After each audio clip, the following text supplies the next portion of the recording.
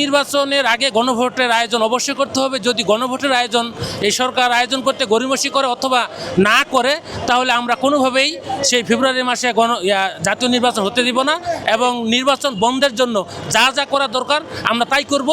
এটাই আমাদের পরিষ্কার সিদ্ধান্ত। কোনোরকম বিশৃঙ্খলা তৈরির চেষ্টা চালায়। দেখেন, আজকে কয়েকটা বাসে তারা আগুন দিয়েছে। এর দ্বারা প্রমাণ হয় বিগত 15 বছর জামাত ইসলামী ছাত্র শিবিরের বিরুদ্ধে যে অগ্নিসন্ত্রাসের কথা বলা হয়েছিল, মূলত এগুলো আওয়ামী লীগই করে জামাতের উপরে চাপিয়ে দিয়েছিল। সেই অভ্যাস থেকে আওয়ামী লীগ বের হতে পারে নাই।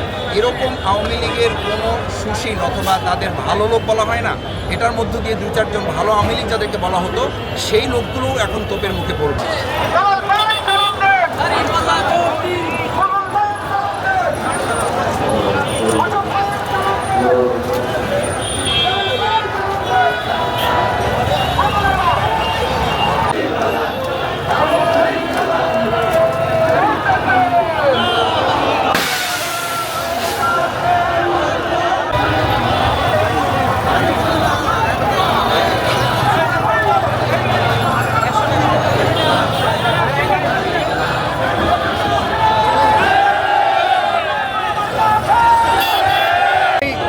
মানুষের বিরুদ্ধে ষড়যন্ত্র করেছে। আমরা মনে করি জুলাই যুদ্ধের বিরুদ্ধে বা এই বিপ্লবের পক্ষে যারা কাজ করেছে তাদের যে অবস্থা আছে, তারা এখন হয়তো অনলাইনে কিছু হুমকি দিতে পারবে, কিন্তু মাঠে ময়দানে নামলে তাদের অবস্থা খুঁজে পাওয়া যাবে না। তাদের নেতৃবৃন্দরা সবাই যখন দেশ থেকে পালাই গেছে, তাদের এই সমাজের ভিতরে যারা পাতি নেতা, সেই পাতি নেতারা ময়দানে রেখে কিছু করতে পারবে আমরা মনে করি না। কোনোরকম বিশৃঙ্খলা তৈরির চেষ্টা চালায়। দেখেন, আজকে কয়েকটা বাসে তারা আগুন দিয়েছে। এর দ্বারা প্রমাণ হয় বিগত 15 বছর জামাত ইসলামী ছাত্র শিবিরের বিরুদ্ধে যে অগ্নিসন্ত্রাসের কথা বলা হয়েছিল, মূলত এগুলো আওয়ামী লীগই করে জামাতের উপরে চাপিয়ে দিয়েছিল। সেই অভ্যাস থেকে আওয়ামী লীগ বের হতে পারে নাই। এরকম আওয়ামী লীগের কোনো সুশীল অথবা তাদের ভালো লোক বলা হয় না, এটার মধ্য দিয়ে 2-4 জন ভালো আওয়ামী লীগ যাদেরকে বলা হতো, সেই লোকগুলোও এখন তোপের মুখে পড়বে। এবং যারা বিদেশে পালিয়ে গিয়েছে আর বাংলাদেশে যারা অবস্থান করছে, পালিয়ে যাওয়ার নেতৃবৃন্দ মূলত দেশে বসবাসকারী আওয়ামী লীগকে বিপদে ফেলার জন্য এই প্রক্রিয়াগুলো তারা করছে। আমার মনে হয় না তাদের ডাকে কোনো একজন তাদের কর্মী সাড়া দেবে এবং কেউ রাস্তায় নামবে। রাস্তায় নামলে জনগণ এবং জামাত ইসলামী ছাত্র শিবির প্রশাসনকে সাথে করে নিয়ে এর ব্যাপারে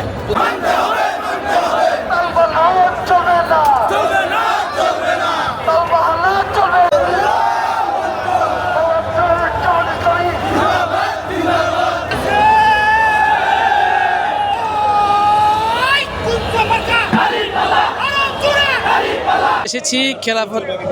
আমি হচ্ছে গিয়ে খেলাফত মজলিস ঢাকা উত্তরা পূর্ব থানার জয়েন্ট সেক্রেটারি। আমরা এখানে খেলাফত মজলিস ডক্টর আহমদ আব্দুল কাদের আমাদের মহাসচিব, এর নেতৃত্বে আমরা এসেছি। আমরা সকাল থেকেই, আমার নাম হচ্ছে মোহাম্মদ অলিউদ্দিন বাইজিদ, উত্তরা পূর্ব থানার জয়েন্ট সেক্রেটারি। তো আমরা হচ্ছে যে সকাল থেকে এখানে উপস্থিত রয়েছি।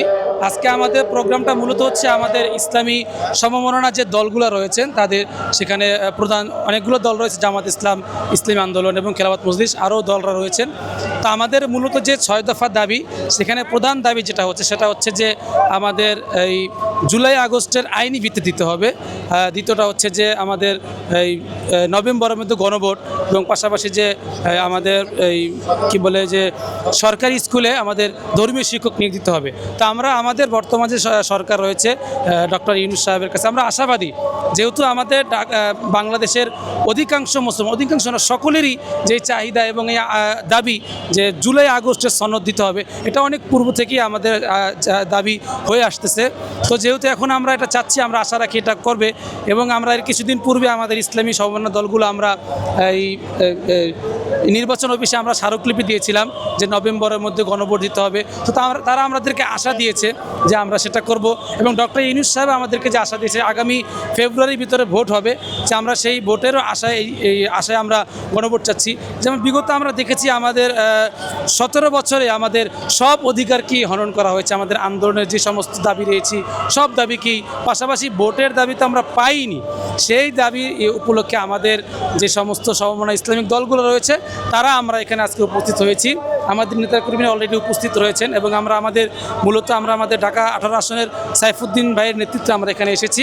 নেতাকর্মীরা অলরেডি আমাদের স্টেজে উপস্থিত হয়েছে। তো আমরা সরকারের কাছে আশা রাখবো আজকের প্রোগ্রামের পরেই সরকার আমাদেরকে এটা অবশ্যই জানিয়ে দেবেন যে আজকে আমাদের যে প্রধান যেই দাবিগুলো, জুলাই আগস্টের আইনি ভিত্তি, সরকারি স্কুলে ধর্মীয় শিক্ষক নিবন্ধন এবং নভেম্বরের মধ্যে যে গণভোট, সেগুলো কার্যকর করবে, আমরা আশা রাখি সরকারের কাছে। নাইম ইসলাম, নারায়ণগঞ্জ থেকে এসেছি, বাংলাদেশ জামাত ইসলামীর রোকন এবং একটি ইউনিয়ন সভাপতি।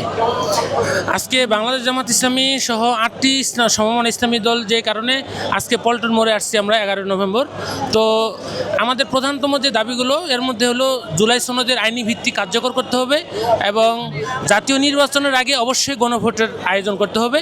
এরপর আমরা বলছি যে উচ্চকক্ষ এবং নিম্নকক্ষ দুই কক্ষেই পিআর পদ্ধতি সিস্টেম চালু করতে হবে এবং জুলাই অভ্যুত্থানে যে গণহত্যা হয়েছে সেই ফ্যাসিস্ট আওয়ামী লীগ সহ 14 দলের তাদের দৃশ্যমান বিচার নির্বাচন আগে করতে হবে এবং আওয়ামী লীগের সহযোগী 14টি দল ছিল, 14 দলের রাজনৈতিক কার্যক্রম সম্পূর্ণরূপে নিষিদ্ধ করতে হবে।